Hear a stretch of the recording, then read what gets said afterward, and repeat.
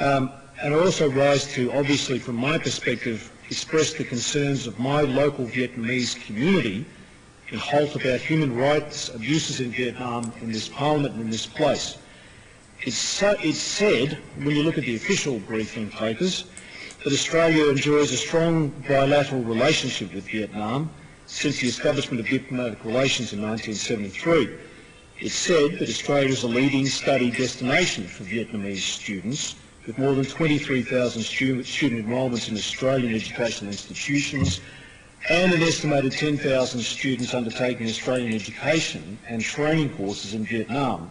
And this has apparently been aided by RMIT University beginning operations in 2001 in Vietnam as the first wholly owned foreign university in Vietnam. That's what's said. In Australia, I'm proud to say that we have a wonderful Vietnamese community of over 150,000 people. Some say, the DFAT briefing paper says 210,000. Regardless of the number, it's a wonderful community that makes a significant contribution to our country. I believe it's the fourth largest in the world outside of Vietnam. Since 1975, Vietnamese migrants have made a profound contribution to Australia through their culture and through their history and what they bring to this country. They are a proud people, very deeply concerned about their country.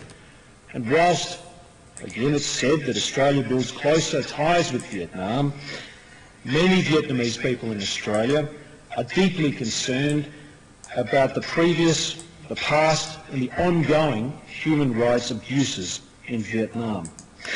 The Vietnamese community who now call Australia home enjoy the virtues of living in a democracy and universal human rights principles. They have the freedom of expression. They desire, however, that their relatives in their homeland would enjoy such similar freedoms. But under the current Socialist Republic of Vietnam, the regime, such freedoms for many just don't exist. And instead, as we've heard from contributions from the member for Fowl and the other honourable member, the Vietnamese government continues to systematically suppress freedom of expression, association and peaceful assembly. Now, I've heard about the Australian-Vietnam Human Rights Dialogue, which my colleague, I think it's the 9th one, my colleague member for Fowler has participated and participates in, and that presents an opportunity. But whilst that presents an opportunity, it doesn't stop us in this place speaking with one loud, powerful voice on behalf of the Vietnamese community in our electorates across the country.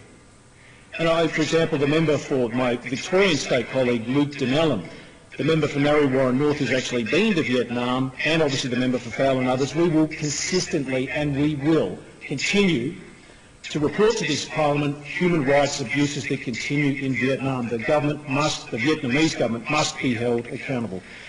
And I'd like to thank Mr. Thien Dung Kieu, the President of the Vietnamese TV on Channel 31, for coming personally into my office to talk about the human rights abuses that are occurring in Vietnam and have occurred. And he specifically brought to my attention the 2 young Vietnamese activists who were recently arrested and sentenced for criticising the government. Imagine if we did that in this country. We just about arrest everybody. But in Vietnam, you can basically criticise your government and you're put in prison. That is unacceptable. Doesn't matter if it's a socialist republic, it is unacceptable. Last month, as we've heard, student Nguyen Phong Nguyen and computer technician Dinh Nguyen Ka were convicted on subversion charges. Interesting for young university students to be charged with subversion. According to the state media, that sort of wonderfully free and august independent organisation, Nguyen Phong Nguyen and Dinh Nguyen Ka were arrested for handing out leaflets that distort the party and the state's policies related to religion and land, and exhibiting a twisted viewpoint regarding the Spratly and Paracel Islands and the borderland between Vietnam and China. 2 young university students. The state media, again that independent organisation, accused the 2 of calling and agitating people to protest against the Communist Party of Vietnam and the Socialist Republic of Vietnam. As I said, putting people on trial for distributing leaflets critical of the government, if that was done in other democracies, you'd have a revolution on your hands. It's incredible, and I know that's mirrored by the Vietnamese community that are here today, my Vietnamese community. They feel very deeply about the fact that you had a one-day trial on May 2013 when Nguyen Phuong Nguyen was given 6 years in prison, a young university student, whilst Dinh Nguyen Khai received 8 years following a one-day trial. That's a system of justice in a country, isn't it, eh?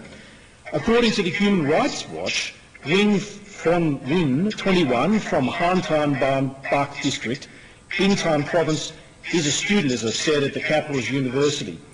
The police arrested Nguyen on the 14th of October 2012 in the Tan Phu District and took her to the police station in the Tan Phu District's ward without informing her family. Imagine if you had a son and a daughter in this country where they were protesting legitimately and you were taken away and not told where that your son or your daughter was.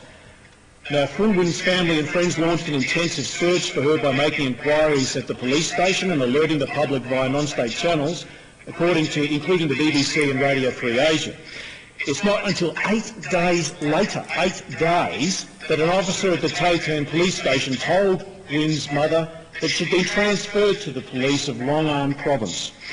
On the 23rd of October 2012, the Long An police acknowledged that Phuong Nguyen had been charged with conducting propaganda against the state. That's what free speech gets you in Vietnam, under Article 88 of the Penal Code. According to the indictment, Nguyen Phuong Nguyen was officially arrested on the 19th of October 2012, leaving 5 days just unaccounted for by officials. According to reports, Nguyen's mother claims that on a visit on the 26th of April 2013, she saw many bruises on her daughter's neck, upper chest and arms. The mother said that Phuong Nguyen had told her that she was beaten and kicked severely in the stomach in detention. It was only when she fainted that prison guards came in to stop the beating and took her to see a doctor. Human rights in Vietnam.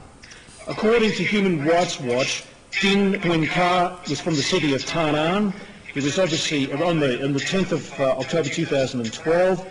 He apparently allegedly dropped anti-government leaflets at An Suong overpass in the capital. According to a copy of the indictment on the 29th of September, the People's Court convicted and sentenced Dinh Nguyen Khai to 2 years in prison for intentionally causing leaflets. Don't drop leaflets, don't hand out leaflets, because in Vietnam, particularly when they speak about freedom, they cause injury to others, according to the government of the Socialist Republic of Vietnam. And so he was also charged under this article of terrorism, Article 84, very convenient article.